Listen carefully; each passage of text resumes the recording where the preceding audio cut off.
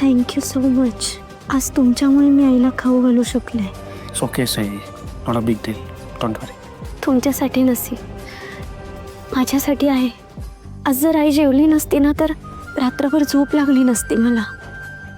तिने आयुष्य खूप कष्टात काढलंय आणि अजूनही ती बिचारी त्रासातच जगते. डोंट वरी साई, हळूहळू सगळं नीट होईल. दिवस थांबा ना. तुम्ही नीट बोलत तर नाहीच आहात, पण माझ्याकडे बघण्याची पण इच्छा नाहीये का तुमची?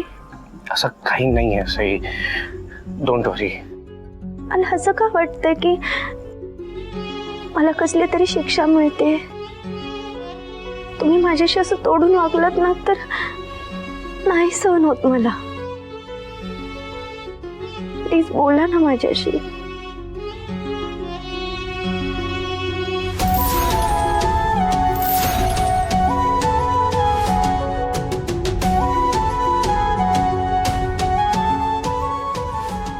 आता मी काय केलं म्हणजे तुमचा विश्वास बसेल? मी हे सगळं मुद्दाम नाही करत आहे देवांश. ओमी आणि अंजलीचं जे सत्य मला कळलंय ना ते खूप भयंकर आहे. पण एक ना एक दिवस मी असं का वागते हे तुम्हाला नक्की कळेल आणि पटेलही. आता भले तुम्ही माझ्याशी नीट बोलत नाही आहात, पण मी माझे प्रयत्न सोडणार नाही.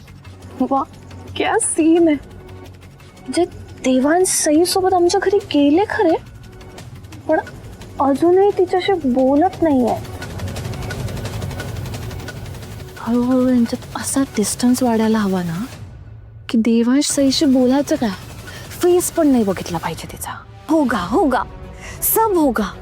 ते काय म्हणतात, हाँ सब्र का फल सई और देवांश में दुरावा होता है.